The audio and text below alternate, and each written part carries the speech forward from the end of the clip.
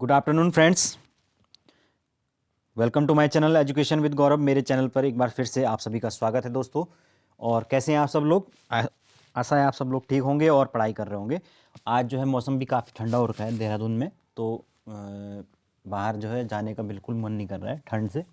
तो चलिए हम आज का हमारा सेशन शुरू करते हैं। तो फ्रेंड्स, जैसा कि आप सब जानते हैं कि हम पढ़ रहे हैं इंडियन जियोग्राफी को, और इंडियन जियोग्राफी में मैंने आपको कल इंट्रोडक्शन बताया था। ओके, तो इंट्रोडक्शन से आगे आज जो है हम भौगोलिक जो किस किस प्रकार से जो है वो आपका विभाजन किया गया है वो चीज़ें हम पढ़ने वाले हैं। ओके, तो काफ़ी इंपॉर्टेंट होने वाला है आज का लेक्चर भी। तो आप लोग भाई देखिए जो भी हैं, और शेयर भी करते रहिए ताकि जो है और बच्चे भी उसको देख पाएँ, क्योंकि व्यूज़ जो हैं वो बहुत कम आ रहे हैं। बाकी जो बच्चे रेगुलर देखते हैं वही देखते हैं, कुछ नए बच्चे इसमें ऐड नहीं हो रहे हैं। ओके, तो आप लोग शेयर भी करते रहिए, ठीक है। और फ्रेंड्स, अगर आपको नोट्स चाहिए तो आप मुझे इस व्हाट्सअप नंबर पर कांटेक्ट कर सकते हैं। ओके, तो फ्रेंड्स चलिए शुरू करते हैं। और तो कल हमने बात की थी आपका जो भारत का भूगोल है उसके इंट्रोडक्शन की, उसकी एक तरह से हमने प्रस्तावना, उसका जो परिचय है, कौन कौन सी चीज़ें हैं, इसकी बात की थी। कल मैंने जो है एक भौगोलिक विस्तार के बारे में कुछ बताया था, तो उसमें बच्चे जो हैं वो बहुत ज़्यादा कंफ्यूज हैं। जो अक्षांश और देशांतर वाला मैंने बताया था, है ना। कुछ कह रहे हैं कि सर आपने उल्टा बताया, कोई कुछ कह रहा है। तो फ्रेंड्स, जो ये इस प्रकार की रेखाएं होती हैं वो कहलाती हैं आपकी अक्षांश रेखाएं, और जो इस प्रकार की रेखाएं होती हैं वो कहलाती हैं देशांतर रेखाएं। इतना फिक्स है आपको। यानी कि जो पूर्व से पश्चिम, पश्चिम से पूर्व, इस प्रकार की रेखाएं होती हैं वो कहलाती हैं आपकी अक्षांश रेखाएं, और जो लंबवत होती हैं वो देशांतर रेखाएं कहलाती हैं।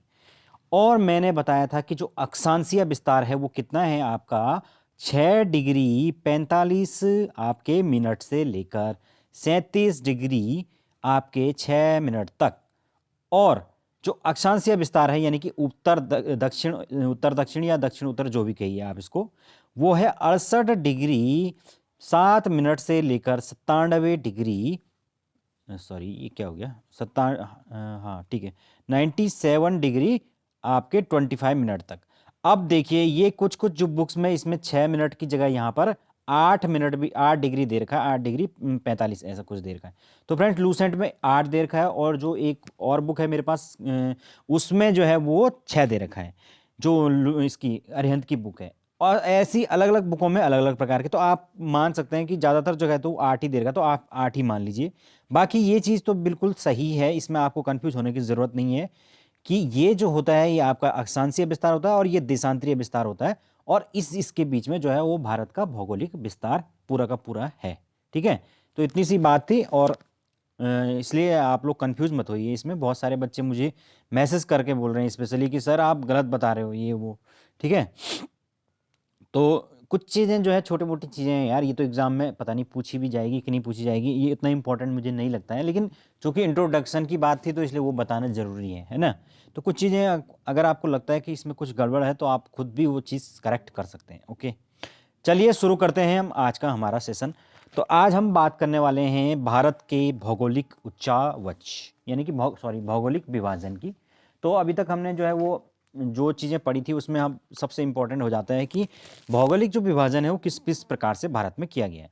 तो जो भौगोलिक उच्चावच हैं यानी कि ऊंचे और निचली जो ज़मीनें हैं, उच्चावच वही हुआ है ना, उसके आधार पर भारत को 4 मुख्य भागों के अंदर बांटा गया है। भौगोलिक रूप से कह रहा हूं मैं, ठीक है। कौन कौन से वो 4 मुख्य भाग हैं?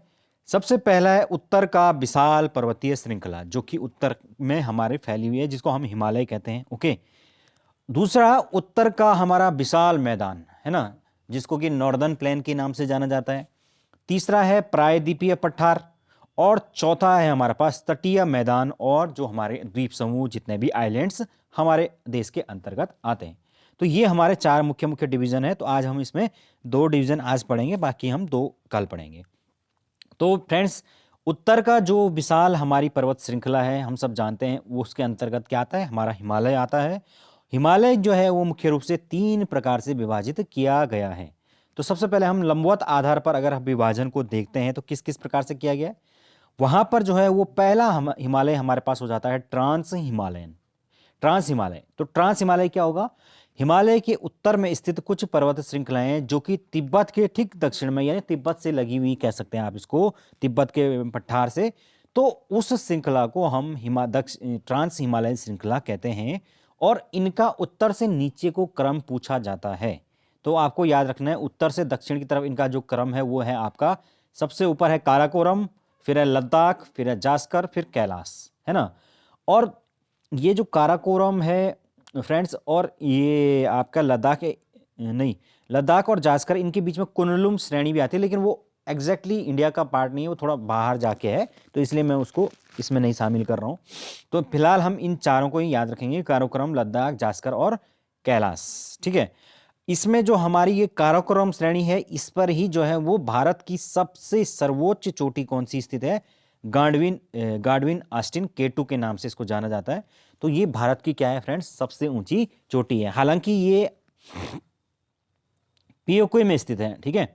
और पीओके हम मानते हैं कि पीओके जो पाक अधिकृत कश्मीर है वो हमारा ही भाग है, तो इसलिए हम मानते हैं कि ये भारत का पार्ट है और भारत की सबसे ऊंची चोटी है, ओके। लेकिन मतलब जो वास्तविक रूप से ये अभी भारत के कंट्रोल में नहीं है, ओके।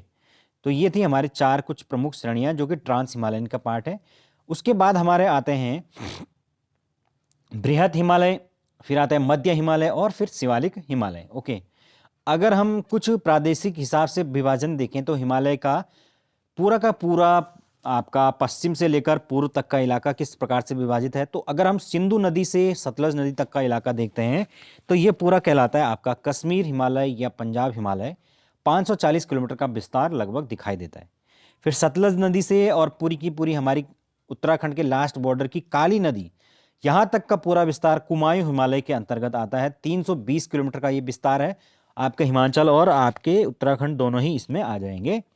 फिर हमारे पास काली नदी से तीस्ता नदी जो कि कहाँ बहती है, सिक्किम में, तो यहाँ तक का पूरा विस्तार हमारा नेपाल हिमालय के अंतर्गत आएगा। 800 किलोमीटर का लगभग विस्तार है।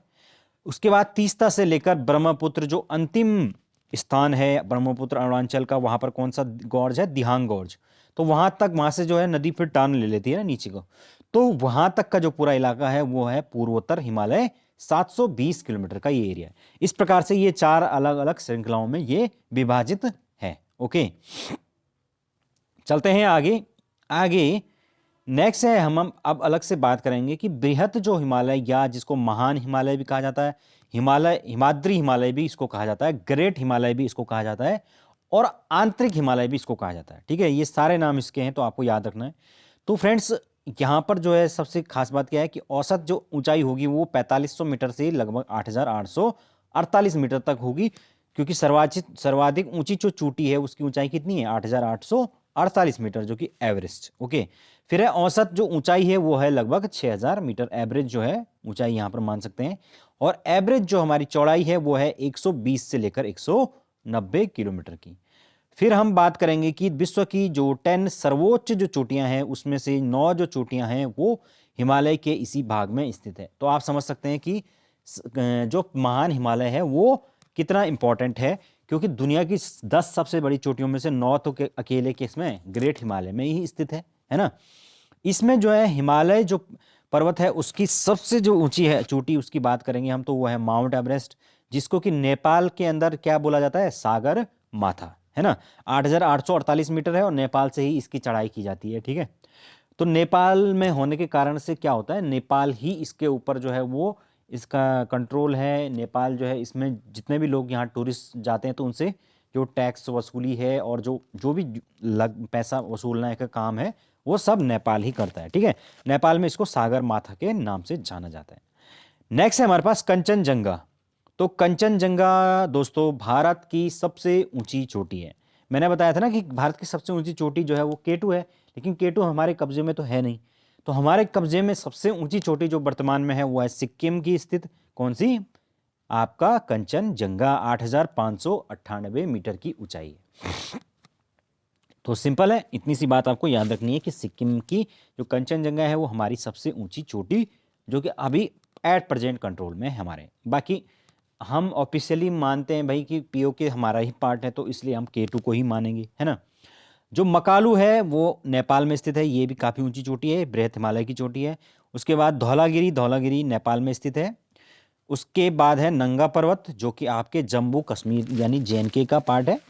फिर है आपका नंदा देवी पर्वत, 7817 मीटर, हम सब जानते हैं कि उत्तराखंड में स्थित है, और उत्तराखंड में जो है ये पर्वत जो है नंदा देवी पश्चिमी उत्तराखंड की सबसे ऊंची जो है चोटी के अंतर्गत आता है। ठीक है, तो इतनी सी बात है। तो ये आप समझ चुके हैं कि जो सर्वाधिक ऊंची जो चोटियां हैं वो हमारे बृहद हिमालय का ही पार्ट होती हैं। फ्रेंड्स, आगे हम बात करेंगे कि जो बृहद और मध्य हिमालय है उसमें कुछ दर्रे यानी कि कुछ पासेस पाए जाते हैं। मैंने बताया था आपको उत्तराखंड जीके के अंतर्गत, जब मैंने बताया था कि जो पासेज होते हैं वो क्या होते हैं। पासेज वो होते हैं कि दो पर्वतों के बीच में एक नैरो पैसेज होता है जो पुराने समय में उन पर्वतों को पार करने के लिए एज ए मतलब रास्तों के तौर पर इस्तेमाल किए जाते थे। तो वो आपके दर्रे या पासेज कहलाते हैं, है ना।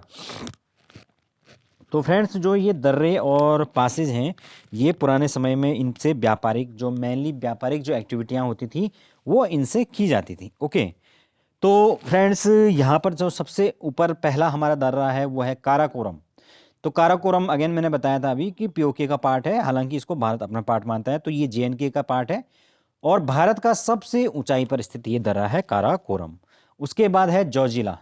तो जोजिला टनल का नाम भी आपने सुना होगा, ये श्रीनगर और लेह को आपस में जोड़ता है ये दर्रा। ठीक है, उसके बाद है बनिहाल। बनिहाल जो दर्रा है वो जम्मू और श्रीनगर के मध्य स्थित है। आगे है हमारे पास पीर पांजाल। पीर पांजाल कुलगांव यानी कश्मीर का जो कुलगांव है उसको कोठी नामक स्थान से जोड़ता है।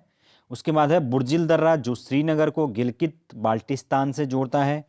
फिर है सिपकिला, वेरी इंपॉर्टेंट है, सिपकिला पूछा जाता है, हिमाचल प्रदेश और तिब्बत को आपस में जोड़ता है। उसके बाद हम बात करेंगे बाड़ा लाचा। जैसे सिपकिला है वैसे ही उत्तराखंड में क्या है, लिपू लेक। लिपू लेक, तो लिपू लेक तो के बारे में तो सभी जानते हैं, है ना। अभी इस पर इतना विवाद भी चला था, नेपाल ने इस पर अपना कब्जा बता दिया है ना। तो फ्रेंड्स, जो लिपू लेक है वो उसके माध्यम से भारत के जो पिथौरागढ़ वाले जो क्षेत्र थे यहाँ से आपके तिब्बत से ट्रेड होता था पुराने समय में। और ट्रेड मेनली किन किन चीज़ों का होता था, जो जानवर थे उनका ट्रेड होता था, मसालों का ट्रेड होता था, है ना, और जो जड़ी बूटियां हैं इनका ट्रेड होता था। तो ये सारे ट्रेड जो हैं इसके माध्यम से होते थे। फिर है बाड़ा लाचा। बाड़ा लाचा मंडी यानी कि हिमाचल और लेह के मध्य स्थित है ना। फिर है वेरी इंपॉर्टेंट नाथुला पास और जोलेपला। नाथुला और जोलेपला ये सिक्किम में स्थित हैं। तो ये भी सेना के लिहाज से काफ़ी स्ट्रेटजिकली काफ़ी इंपॉर्टेंट मानी जाती हैं ये पोजीशंस, क्योंकि इन पर जो है ये जो चिकन नेक है उसी के आसपास वाले इलाके हैं, तो वहाँ पर स्ट्रेटजिकली काफ़ी इंपॉर्टेंट ये पार्ट माने जाते हैं। फिर आपके है बोमडिला। बोमडिला जो है वो आपका अरुणाचल प्रदेश और तिब्बत के मध्य स्थित है। फिर है यांगयाक और दिफू, ये अरुणाचल प्रदेश और म्यांमार के मध्य स्थित है। और म्यांमार में आप सब जानते हैं कि अभी वर्तमान में तख्ता पलट हो चुका है, वहाँ पर सैन्य शासन लगा दिया गया है और वहाँ के जो चुने हुए सरकार है उसको बंदी बना दिया गया है आर्मी जनरल्स के द्वारा। नेक्स्ट है हमारे पास तुजू। तुजू जो है वो इम्फाल यानी कि भारत का जो इम्फाल है वहाँ से और म्यांमार के मध्य स्थित पास है। तो ये कुछ प्रमुख पास हैं। उसके अलावा जो है लिपू लेक उत्तराखंड का मैंने आपको बता ही दिया है। ठीक है, तो उत्तराखंड का सबसे प्रमुख जो है राष्ट्रीय स्तर पर अगर हम बात करें तो वो लिपू लेक ही है। ठीक है, उसके अलावा जो है छोटे मोटे जो हैं बहुत सारे पासेज हैं, लेकिन वो उत्तराखंड जीके का पार्ट है। नेक्स्ट है हमारे पास मध्य हिमालय या लघु हिमालय। मध्य हिमालय और लघु हिमालय जो है इनकी औसत जो ऊंचाई है वो लगभग 3500 से 4500 मीटर की ऊंचाई पर स्थित है। मतलब एवरेज जो इनकी जो चोटियों की हाइट है वो 3500 से 4500 मीटर के मध्य है। औसत जो चौड़ाई है वो 70 से 100 किलोमीटर के बीच है। अगर हम स्थानीय रूप से बात करें तो जो मध्य हिमालय है उसको हम कश्मीर में कहते हैं पीर पांजाल। ठीक है, तो अलग अलग जगहों पर इनका अलग अलग नाम है। कश्मीर में जब देखते हैं तो पीर पंजाल कहते हैं, हिमाचल में आते हैं तो उसको धौलधार कहते हैं, उत्तराखंड में आते हैं तो नाग टिब्बा कहते हैं, और जब हम नेपाल में जाते हैं तो इनको महाभारत श्रृंखलाएं कहते हैं। तो ये अलग अलग नामों से जानी जाती है। मध्य जो हिमालय है एवं बृहद हिमालय है उसके मध्य में मतलब उनके बीच में अनेक घाटियां पाई जाती हैं, बहुत सारी वैलीज पाई जाती हैं।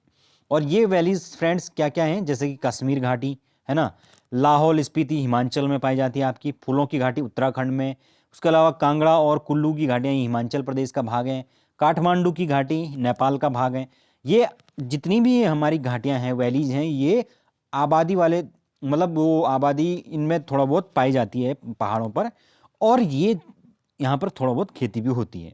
तो ये जो इलाके हैं फ्रेंड्स, ये आपके मध्य व बृहद हिमालय के मध्य स्थित घाटियाँ हैं। इतनी सी बात आपको याद रखनी है। नेक्स्ट है हमारे पास मध्य हिमालय के दक्षिणी जो ढलान हैं उन पर छोटे छोटे घास के मैदान पाए जाते हैं। अब हम मध्य हिमालय है उसके जो ढलान है वहाँ पर आप देखते हैं ऊंचले क्षेत्रों में छोटे छोटे घास के मैदान पाए जाते हैं, बारीक घास के मैदान। और उन्हीं घास के मैदानों को कश्मीर में जब हम जाते हैं तो कहते हैं मर्ग। जैसे कि आपका गुलमर्ग, सोनमर्ग है ना, ये जितने भी मर्ग हैं ये कश्मीर के अंदर पाए जाते हैं। उत्तराखंड में जब हम आते हैं तो उसको कहते हैं बुग्याल, पयार, है ना। बेसिकली गढ़वाल में तो बुग्याली बोलते हैं और कुमाऊं साइड जो है पयार इसको कहा जाता है। आपने जो भी पहाड़ी इलाकों के, मतलब पहाड़ी जिलों के लोग हैं उन सबको पता है बुग्याल, वो घूमे भी हैं। हालांकि जो मैदानी जिलों के होंगे उन्होंने पता नहीं देखे होंगे बुग्याल की, कभी नहीं देखे होंगे। लेकिन बाकी जो पहाड़ी जिलों के हैं वो तो जाते रहते हैं, हम लोग तो जाते ही रहते हैं, तो इसलिए हम सब ने ये बुग्याल देखे हुए हैं। ठीक है, तो काफ़ी सुंदर होते हैं और जैव विविधता की दृष्टि से काफ़ी इंपॉर्टेंट माने जाते हैं। ठीक है, चलते हैं आगे। नेक्स्ट है, इसी भाग में अनेक प्रकार के हमारे पर्यटन स्थल जैसे कि चक्राता हो गया, शिमला हो गया, मसूरी हो गया, रानीखेत, अल्मोड़ा, दार्जिलिंग, नैनीताल, डलहौजी, ये जितने भी हमारे टूरिस्ट प्लेसेस हैं, बहुत सुंदर सुंदर स्थान हैं, ये सभी जो है इसी भाग में स्थित आपके होते हैं। ओके, तो समझ गए आप लोग मध्य हिमालय। फिर हम आते हैं सबसे नीचे जो हिमालय स्थित है वो है हमारा शिवालिक हिमालय। शिवालिक जो हिमालय है वो हिमालय का सबसे दक्षिणतम व नवीनतम श्रृंखला है। ये बात आपको याद रखनी है। यानी कि ये जो भाग है ये सबसे न्यूएस्ट है, अभी भी निर्माण की स्थिति में है और सबसे दक्षिणतम भाग ये कहलाता है। अब ये जो भाग है इसे बाह्य हिमालय भी कहा जाता है। ओके, अब क्यों कहा जाता है वो अभी मैं नक्शे पे समझाऊंगा। फ्रेंड्स, जो औसत ऊंचाई है वो 1200 मीटर की आसपास इसकी ऊंचाई है, और जो चौड़ाई है वो लगभग 15 से लेकर और कहीं कहीं पर 50 किलोमीटर तक इसकी चौड़ाई हो जाती है। फ्रेंड्स, जो ये शिवालिक हिमालय है ये यूनिफॉर्म स्थिति में नहीं है, यानी कि ऐसा पूरा नहीं है, बल्कि खंडित अवस्था में है। भाई छोटा छोटा है, क्योंकि पश्चिम से पूर्व तक ये ऐसा नहीं है कि एक पूरा यूनिफॉर्म है, जैसे कि आपका ग्रेट हिमालय और जो आपका मध्य हिमालय है वो पूरा का पूरा यूनिफॉर्म टाइप के हैं। तो ये यूनिफॉर्म नहीं है, खंडित अवस्था में। तो इसलिए अनेक अनेक अनेक छोटी छोटी जो ये पर्वत श्रृंखलाएं या चोटियां कह सकते हैं आप उनको, उनमें ये विभाजित है। जैसे कि अगर हम जम्मू कश्मीर में बात करें तो इसको जम्मू हिल्स के नाम से जानते हैं, फिर हम चूरिया मोरिया के नाम से जानते हैं इसको, फिर दुधवा के नाम से जानते हैं आप कहाँ पर, उत्तराखंड के अंदर। फिर पूर्वोत्तर यानी कि हम नॉर्थ ईस्ट में जाते हैं तो वहाँ पर आपकी पहाड़ियाँ होती हैं, मिरी, ढपला, अबोर, मिसमी, ये सारी पहाड़ियाँ जो हैं इसी का पार्ट कहलाती हैं। फिर हम बात करेंगे शिवालिक तथा मध्य हिमालय जो है उनके बीच में अनेक जो हैं वो घाटियाँ पाई जाती हैं, वैलीज पाई जाती हैं। तो फ्रेंड्स, ये जो वैलीज हैं इनको पश्चिम में जब हम जाते हैं तो इनको कहते हैं दून, जैसे कि देहरादून है ना, पछवा दून। और जब हम पूर्व की तरफ जाते हैं तो ये अपेक्षाकृत मैदानी इलाके हैं, उसमें इसको कहा जाता है द्वार, जैसे हरिद्वार हो गया, कोटद्वार हो गया। तो इस प्रकार से ये शिवालिक हिमालय हमारा हो जाता है। ठीक है, आगे अब हम बात करेंगे जो हमने पर्वत चोटियां हैं उसको थोड़ा मैप में भी देख लेते हैं। तो फ्रेंड्स, ये पर्वत चोटियां जो हैं सबसे पहले देखिए आप, मैंने जो ये दिखा रखा है तो ऊपर से देखिए, ये सबसे ऊपर वाला जो है ये है आपकी, ऊपर से नीचे की तरफ आइए, ये है काराकोरम रेंज, है ना। फिर दूसरा आपका आ जाएगा लद्दाख, फिर मैंने तीसरा बताया था आपका कौन सा, जास्कर, और फिर आएगा कैलाश। और ये बाहर की तरफ जो दिखा रखा है ये है कुनलुंग श्रेणी। फिर उसके बाद ये हिमालय श्रेणी है। तो हिमालय की जो है वो 3 प्रकार की श्रेणियाँ यहाँ पर इस प्रकार से होंगी, है ना। तो ये देखिए, ये जो जब हम इस प्रकार से इसको देखते हैं और ये सबसे नीचे वाला जो है वो शिवालिक होगा, तो ये अगर हम इसको एक पूरा गोला मान लें तो इस गोले का जो है ये यहाँ पर सपोज केंद्र होगा, तो उस केंद्र से ये क्या होगा, आंतरिक भाग होगा, और ये बाहर बाहर। तो इस वजह से जो ये बाहरी जो बृहद हिमालय है ये क्या कहलाएगा, आंतरिक। फिर उसके बाद वाला जो है वो मध्य, और जो शिवालिक हिमालय जो सबसे नीचे है जो कि कटा फटा है, मैंने ऐसे बताया था, तो वो कटा फटा वाला जो क्षेत्र है वो क्या हो गया, ये यहाँ से देखने में देखिए आप क्या लग रहा है, सबसे बाहर की साइड है ना, तो इसलिए ये क्या कहलाएगा, आपका बाह्य हिमालय कहलाता है। तो इस तरीके से ये कुल मिला के डिवीजन है तीनों हिमालयों का, हमारा पूरा का पूरा पश्चिम से और पूर्व तक, और उसके ऊपर वाली जो ये श्रृंखलाएं हैं ये ट्रांस हिमालयन का पार्ट है। ठीक है, तो ये तिब्बत से सटा हुआ इलाका कहलाता है। आगे जो है हम जब नॉर्थ ईस्ट की तरफ जाते हैं तो यहाँ पर देखिए, यहाँ से आने के बाद ये आपके दिहांगगौर से जो है नदी नीचे पहाड़ जो है हमारा, सॉरी हिमालय, नीचे की तरफ मुड़ जाता है और यहाँ पर जो फिर छोटी छोटी जो हमारी पहाड़ियाँ शुरू हो जाती हैं। ठीक है, जैसे कि ये देखिए यहाँ पर ये छोटी सी दिखा रखी है मैंने, ये है पटकाई बम, इसको कहते हैं पटकाई बम। फिर उसके बाद यहाँ पर नीचे आते हैं, फिर नागा पहाड़ियाँ आ जाएंगी, फिर उससे नीचे आएंगे तो फिर लुसाई।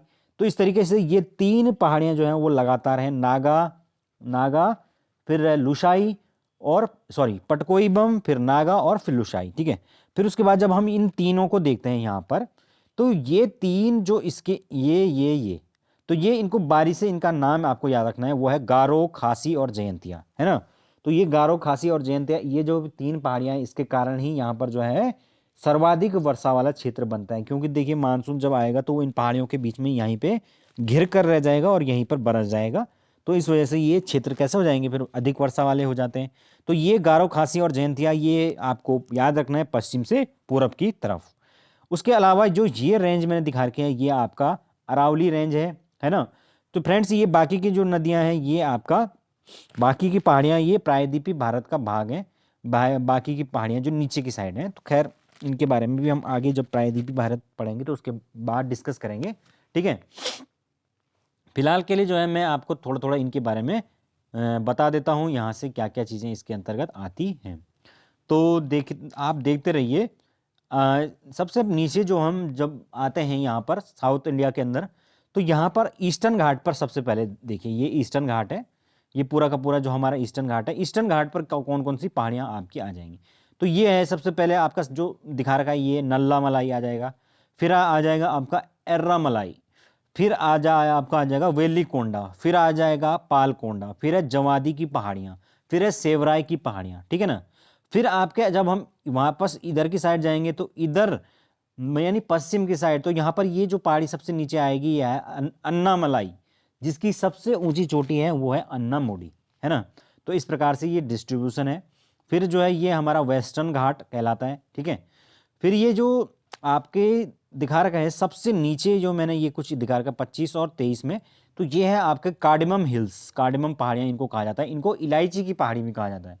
फिर नीचे जो है हमारा ये आपका कुछ इलाका है, ये पालनी हिल रेंज कहते हैं। ये पालनी हिल रेंज जो है वो तमिलनाडु में है। ठीक है, तो ये कुछ साउथ की कुछ पहाड़ियाँ हो जाती हैं। उसके अलावा हम नीचे जो है कुछ बात और कर लेते हैं, जो आपके बीच में दिखा रखा है, ये प्रायद्वीपीय भारत की कहलाएंगी। तो इसमें देखिए सबसे पहले 29वां जो ये दिखा रखा है मैंने, ये है आपका विंध्याचल पर्वत पहाड़ियाँ। फिर जो है आपका यहाँ से मतलब पश्चिम से और पूरब की तरफ इसमें बड़ी है 29। फिर 30 जो है वो आपके कहलाएंगे, जो है वो ये जो ये वाला जो कि कहाँ है, गुजरात में, तो ये गिर पहाड़ियाँ हैं। ठीक है, फिर ये आप 31 पे आइए। 31 जो है मैंने अभी बताया कि ये अरावली रेंज है ना, जो कि दिल्ली में भी जाती हैं। अब आप कहोगे कि दिल्ली में भी पहाड़ियाँ होती हैं, हाँ जी, दिल्ली में भी पहाड़ी है, कौन सी, अरावली, लेकिन वो घिस चुकी है। फिर आपका ये 32वां जो दिखा रखा है वो है भारनेर। फिर आपका है कैमूर रेंज, है ना। तो इस तरीके से ये पश्चिम से पूर्व की तरफ होती हैं। फिर जो है आपका यहाँ पर नीचे की साइड हम आते हैं, इसके ठीक नीचे, तो फिर आ जाते हैं आपकी महादेव पहाड़ियाँ आ जाती हैं।